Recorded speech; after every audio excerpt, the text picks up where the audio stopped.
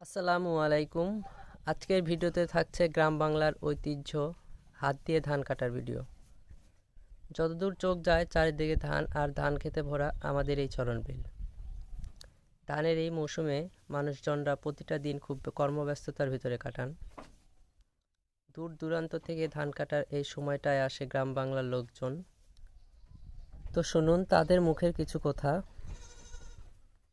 বাড়ি কোথায় আপনার? রাজশাহী জেলা থানা বাগা গ্রাম যাত্রাঘর।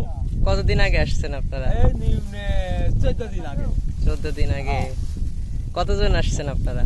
28 দিন না 28 জন। হ্যাঁ, কাজ কতদিন করলেন? 14 দিন 15 দিন। 15 দিন। যাবেন কবে? কালকে যাব। কালকে যাবেন।